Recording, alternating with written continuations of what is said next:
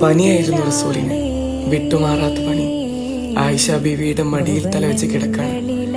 പനിയൊന്ന് വിട്ടുപോകാൻ മഹദി തന്നാലാവുന്നത് ചെയ്യുന്നുണ്ട്, പക്ഷേ പനിയൊട്ടും കുറയുന്നില്ല. ജിബ്രീൽ അലൈഹിസ്സലാത്തു വസ്സലാം വന്നിട്ട് ചോദിച്ചു, നബിയെ, പുറത്ത് അസ്രായിൽ നിൽക്കുന്നുണ്ട്, അങ്ങേക്ക് സമ്മതാണെങ്കിൽ അങ്ങയുടെ റൂഹിനെ കൊണ്ടുപോകാൻ അള്ളാഹുവിന്റെ കൽപ്പനയുണ്ട്. നബി തങ്ങൾ സമ്മതം മൂളി. അസ്രായിൽ അലൈഹിസ്സലാത്തു വസ്സലാം തങ്ങളുടെ റൂഹിനെ പിടിക്കാൻ തുടങ്ങി. തങ്ങളെ വേദന സഹിക്കാൻ കഴിയാതെ പറഞ്ഞു, ഒന്ന് പതുക്കെ പിടിക്കണേ. മറുപടി ഇതായിരുന്നു, നബിയെ, വെണ്ണയിൽ നിന്നും നൂല് വലിക്കുന്നത് പോലെയാണ് അങ്ങയുടെ റൂഹിനെ പിടിക്കുന്നത്. നബി തങ്ങൾ പറഞ്ഞ മറുപടി, ഇങ്ങനെയാണെങ്കിൽ എന്റെ ഉമ്മത്തിന്റെ അവസ്ഥ എന്താകും? അങ്ങനെ മദീനയിൽ ആ വാർത്ത പരന്നു, നബി തങ്ങൾ വഫാത്തായിരിക്കുന്നു. എവിടെയും സങ്കടങ്ങൾ അലത്തല്ലി. ആർക്കും വിശ്വസിക്കാനായില്ല.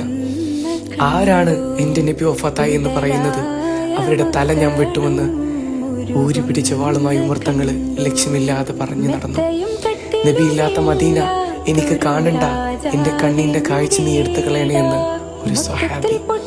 ജീവനായിരുന്നു നബി. പക്ഷേ നബി തങ്ങൾ വഫാത്തായിട്ടില്ല, നമ്മളിലൂടെ ജീവിക്കുന്നുണ്ട്. ഒരുപാട് നന്മകളായി, സ്നേഹങ്ങളായി, പ്രണയമായി. ചാരത്തേക്കൊന്നു